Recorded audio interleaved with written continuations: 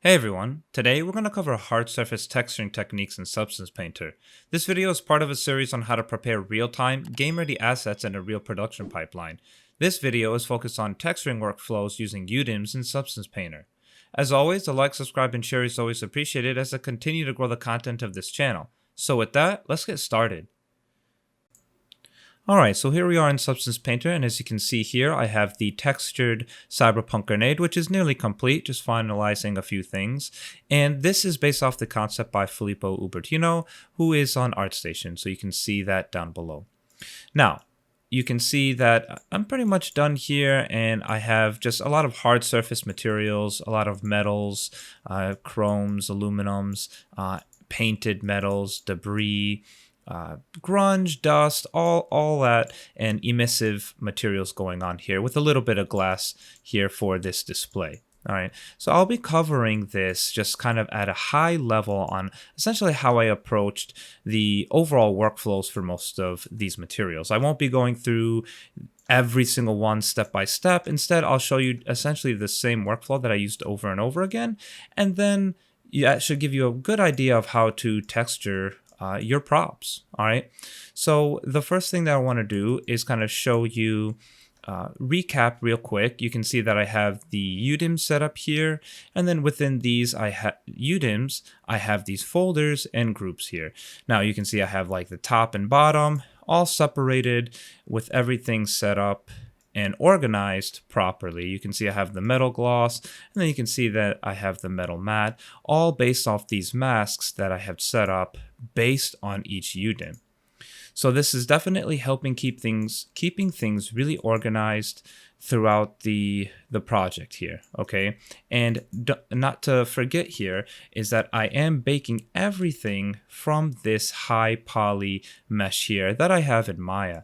So make sure to watch the last video. I showed how to take the low poly grenade and the high poly grenade and how to bake all of that detail down to our textures. All right, so now that I have that, let's take a look at essentially how I've gone ahead and created this kind of this matte metal here. All right, so what I'm going to do first is I'll just create kind of a new folder here, and for this new folder I'll throw it up on top, and I'll just call this, demo, and I'll go ahead and actually disable the top and bottom folder. I'll actually just go ahead and disable the matte one, so we can just kind of focus on this one material here. All right, so the first thing that I'm going to do is go ahead now, and within this folder is create a fill layer. So once I've gone ahead and created that fill layer, I'll go ahead and throw that into my demo folder.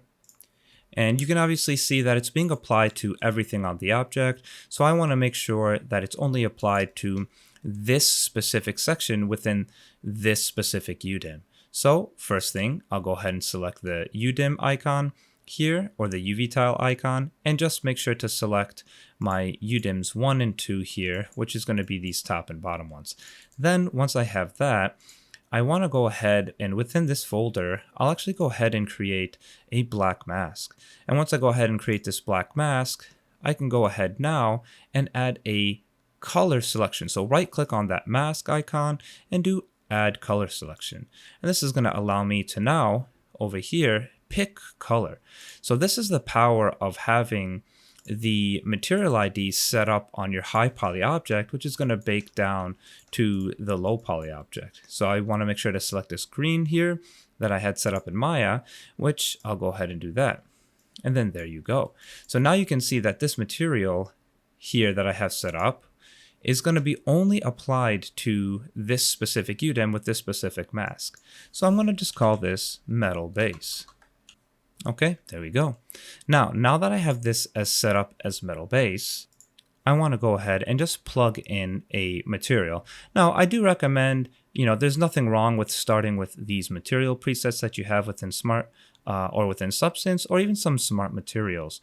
Now I can go ahead and actually just plug in that material mode or material resource right here. So if I type in steel, you can see that I get kind of different varying types of steel materials. So you can see we have a steel rough here. And if I'm going to be sticking close to the concept here, we can see that it's kind of this painted metal here. And then we have kind of this brushed metal down on the center part, and then just kind of exposed steel everywhere else. Maybe some anodized aluminum here or painted aluminum. And those are going to be the core materials that I'll be working with. So for this base material here, you can try out, you can even take a look at kind of this steel painted or the exposed steel. But I ended up really liking this steel, rust, and wear. And this is kind of a good start here. And I just want to make sure that I'm just using these 4 channels here: color, height, rough, and metal. And then you can go down to here under parameters, and you can see that you can just change these parameters here to, customize the overall look. So if I want this to be a little bit darker, I certainly can make that darker. And if I wanted to make this less shiny, so I want to increase the roughness here, I can go ahead and do that.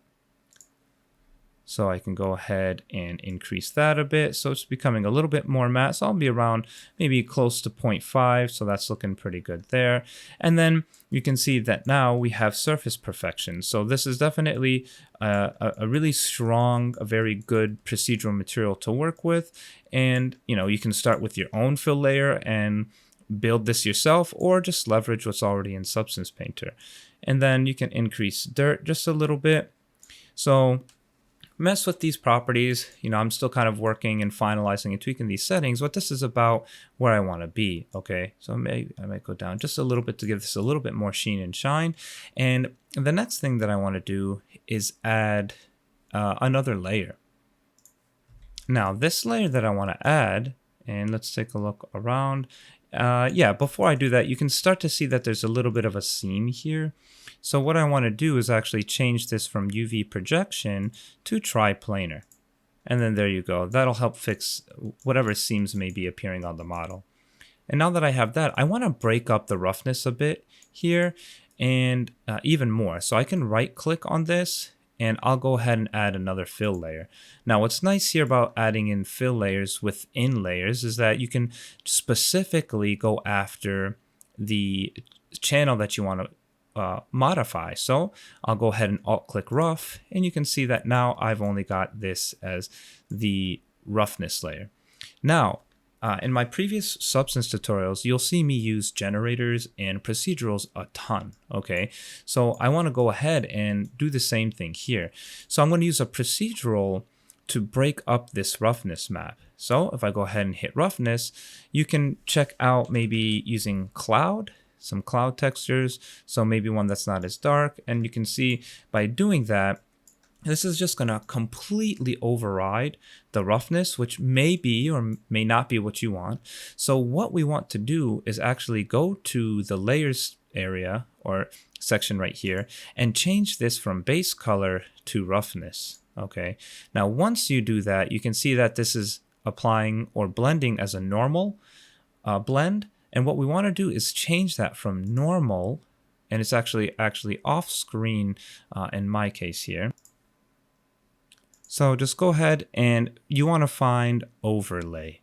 Okay, so it's just the word overlay, and you'll see this turn from normal or pass through to OVRL for overlay. Sorry, that's being cut off by the capture. But anyways, now that we have that, you can then change this effect here with this opacity slider. So now I can go ahead and slide this, so that way it's gonna blend in with my other roughness map here. So let's take a look and just kind of turn that on and off, and you can see how that's helping break up the roughness and reflections on our object here. And that's kind of exactly what we're looking for. Now I can go ahead and go back to base color here. And then what I can do is actually experiment with different maps here. There's even one that I like that I use a lot for a hard surface, which is moisture. And it's this moisture noise roughness that's going to give you some interesting results, which is pretty similar to the cloud effect, but you can kind of see it helping break the roughness up a bit. All right. So this is going to give us some good results here. And the next thing that I want to do now is add kind of these scratches and some more wear on this metal, so you can kind of see underneath it. So what I want to do is simply take this layer here, hit Control D, or right click and duplicate layers. Okay, and I'm going to call this scratches. And now that I have this set up for scratches, now it's going to have all of the information from the previous layer here with the metal base and the fill layer and everything, since it's a straight duplicate. And what I want to do now is go to this property here, and I want to change the metal color. Now this metal color is going to be a little bit lighter because it's going to be beneath it. So this is good here. And what I want to do now is add a mask, okay? So I'll go ahead and add a black mask. And if over here on this metal base, I use the procedural texture, so you can see it's a procedural texture here. For the scratches on this mask, so left click on the mask icon here, I'm going to right click now and do add generator. And once you add that generator, you can go ahead now and find, you know, different types of effects, but I'm going to find this generator just called metal edge wear. So I go ahead and add that. And then now you can see I've got this nice edge wear going all around the model here, all around our textures, okay? And so you can kind of work with that, and you can change these effects here just like you can with everything else. So we can maybe tone down the wear level so it's not, you know, as beat up. Again, if we're taking a look at our reference, you can see that there's a bit of scratches, a bit of wear all over, and we're going to kind of want to work with that as our reference, okay? And you can increase grunge quite a bit, or you can go ahead and drop that grunge amount. You know, if we really want this to get really scratched up, we can go ahead and do something like that. I'm kind of liking that really beat up look there. And then you can increase the level, maybe just tone down the level. And then of course you have the contrast a bit here. All right. Now this is looking pretty good. And you can see now I have, you know, what that effect is doing is just giving us that nice multi-layered effect here for our metal. Okay. Now the next thing, or typically the last thing, is once I have that, okay, once I have these kind of set up, I typically like to go in and just kind of randomize, or not so much randomize, but go ahead and start painting in some custom mask detail. So what I'll do now is I'll add a paint layer here, and you can see I have this brush. And if I were to just start painting with this brush, you can see that this brush here, if I scroll down in the paint properties, is pure white. And if I go ahead and just start painting, you can see I'm painting away, or I'm adding to this mask. So I'm painting white in this scratches mask. So we're starting to see the bottom layer. If I go the opposite direction and paint this black, you can see I'm starting to paint away the bottom layer. Okay, so black is painting away what's in this mask, and white is adding to this mask here. Okay, so with that in mind, I'll go ahead and right click, and what I want to do is scroll down to the paint properties, and I want to go to the alpha, and I just want to add in, you know, just a custom, you know, blur, or maybe, you know, like a dirt. So I like this. These dirt brushes are really nice. So you can go ahead and grab any one of these dirt stains, just something to help randomize it. And I'll probably just do maybe this dirt. I think this is it right here, dirt cloudy. So I'll go ahead and grab dirt cloudy, and we're going to just kind of go in now. And what I want to do is actually paint away from these areas. Okay, so I actually want to keep this black, which is good.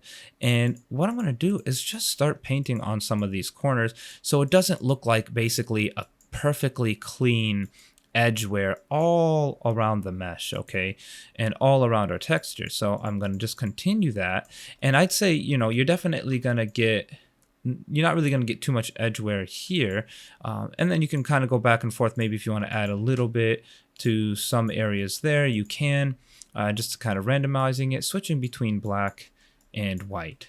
Okay, so if I go back here to this one, I'll go ahead and maybe just start painting it. And this is kind of what I mean just about randomizing it. Now, I'm not doing this with symmetry on either.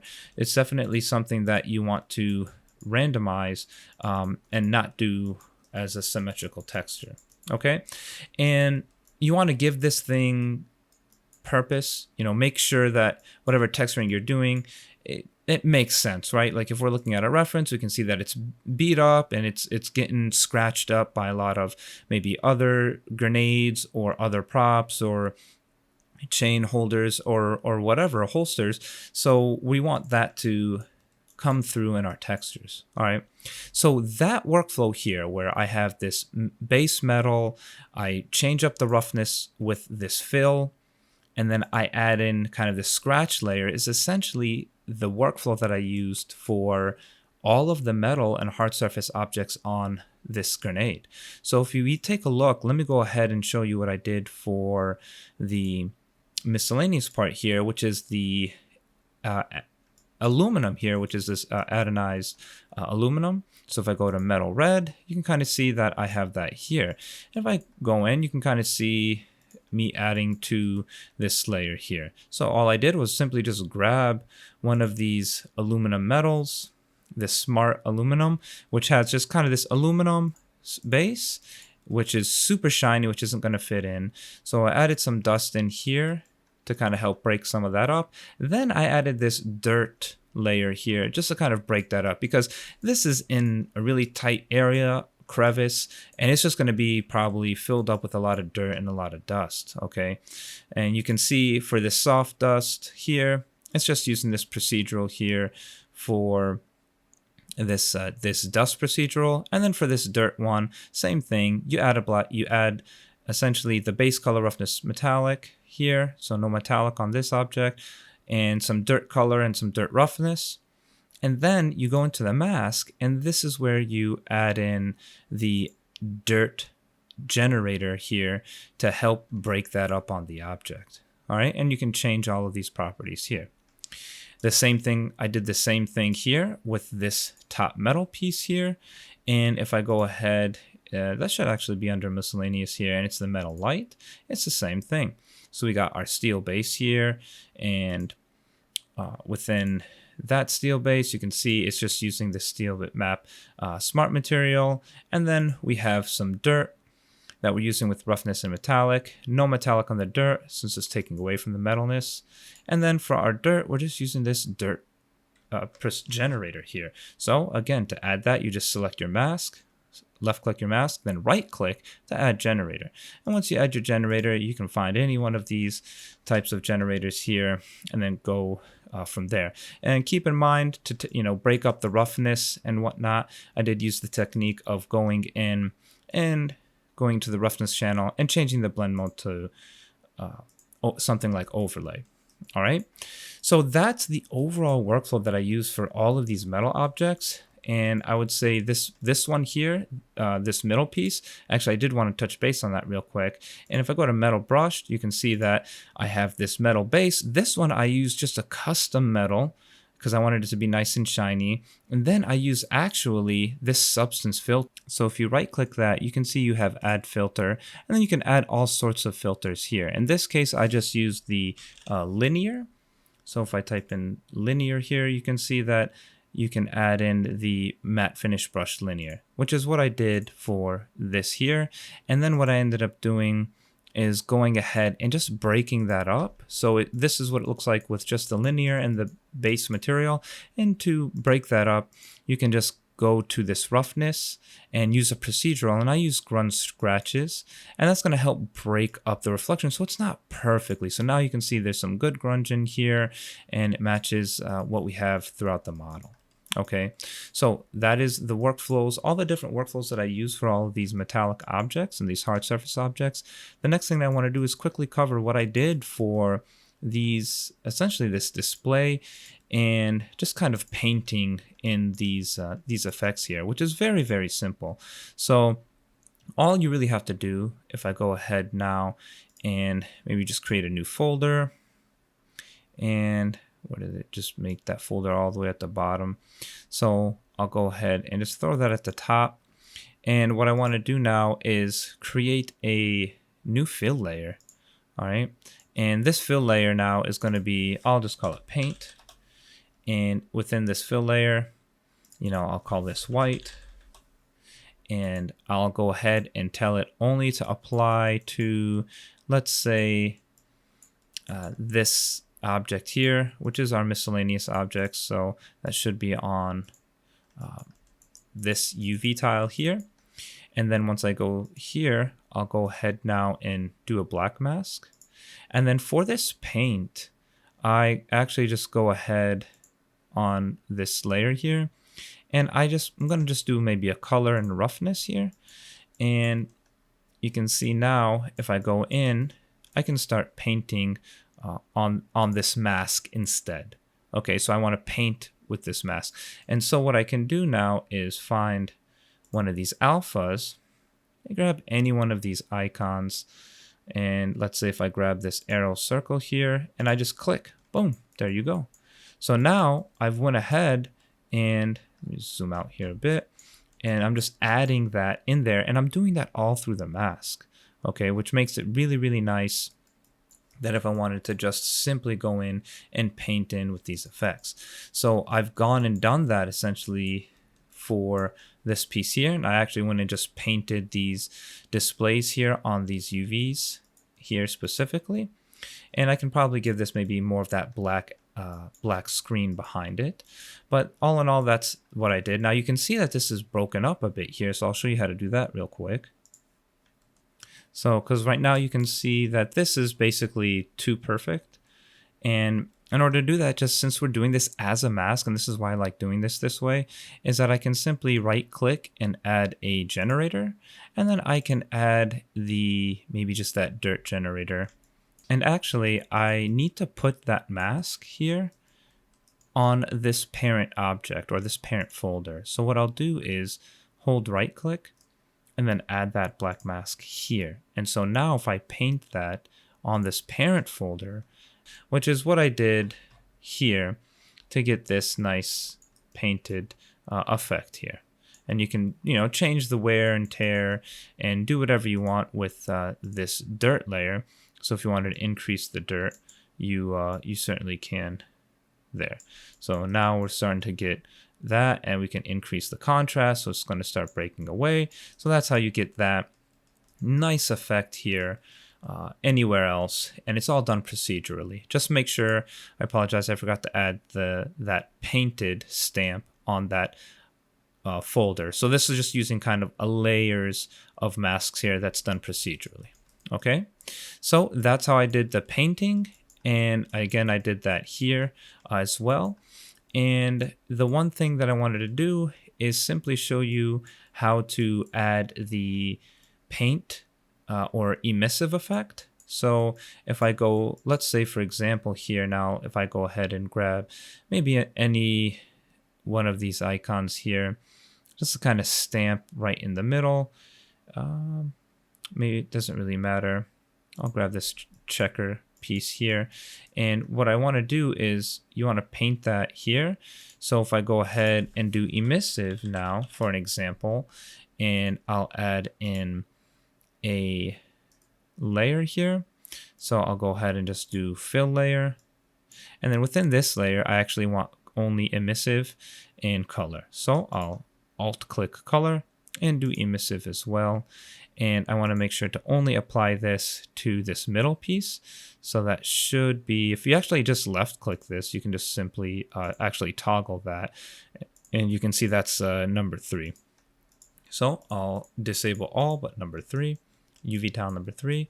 And then here, if I go back to this fill layer, okay, I want to now just do the same thing that I did previously, where I need to give this a base color. So if I turn this to red, really bright red, and I'll do the same thing for this emissive. So I'll left click on this eyedropper and add this red here. Okay, now if you don't see emissive, you simply need to go to texture set settings, and then you need to go hit the plus icon and then add emissive, because otherwise you won't see that. And so now that I've done that, I can go back to my folder here, and we'll just call this glow, and I'll show you how to add the glow effect here shortly. And we want to do the same thing, and I will add in a black mask. So then now, if I go ahead and stamp that, look at that.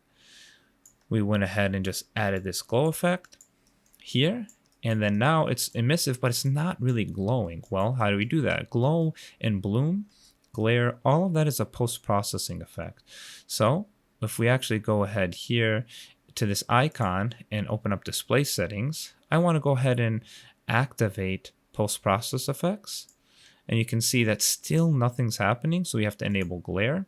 And we can start to see we're starting to get glare on our really bright highlights here, but it's still not coming from our emissive objects. So how do we do that? We simply go to now the shader settings, and we say all emissive materials or textures, colors, give that an intensity, just ramp this up, and look at that. We're now getting that nice glow effect happening throughout the model. Okay, and you can change and mess with these effects, but just keep in mind this is a post-processing effect, so this is going to change. You're going to have to modify this with whatever engine that that you're going to. Okay, and then the last thing was how to simply do glass, and I covered that in one of my quick tip videos, but real quick, you just select the shader setting here, and you find the PBR metallic rough with alpha blending. So you go ahead, I already have that selected here. And then in this case, I have, so I'm going to go ahead and actually turn these off since these were done for the demo here. And if I go to top and bottom, I have to turn on my metal matte. There we go. And if we go to middle, you'll see that now I have the glass here.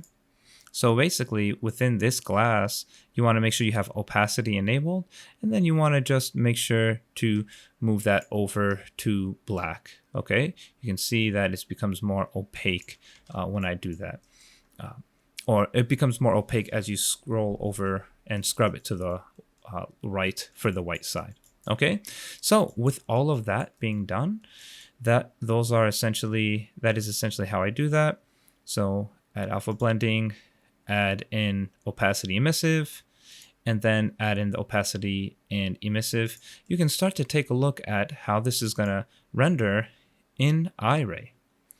So here we go, and now look at this nice glow effect that's happening throughout our model. And we can see if we open up our reference here, and I'd want to go to the one that's glowing here. We're getting pretty close here, and I wanted to just do my best to try to get as close as I could to this grenade within reason. I wasn't trying to go for 100%, but yeah, I'd say this is pretty darn close as far as trying to achieve this type of effect here and the concept. So that covers it, guys. So this is my texturing process for this grenade. And what I'm going to do next is show how to bring this into a real-time engine, specifically Unreal Engine, and just show how to apply and set up those UDIMs and those textures and get some nice renders. Okay, so we covered the material and texturing process for hard surface metals, and we covered painting, glowing, labels, effects. So I can actually probably do that throughout the rest of the model here, but I think that the idea, it makes sense. You guys should get that idea now. And doing glass and opacity, and then doing emissive values and how to set up emissive within Substance Painter. So I hope you guys found this helpful, and if you have any feedback, questions, comments, let me know down below. And I'll be getting ready to wrap this series up on preparing game ready assets. And then after that, we'll get into some new 3D art stuff. So really excited. Make sure to check out that poll. A lot of people are looking for or requesting a lot of modeling and vehicles and props and stuff like that. So if you guys want to have an impact on what I'll cover next, make sure to take a look at that poll on my community section on YouTube. So again, thanks, and I'll see you guys around. Take care.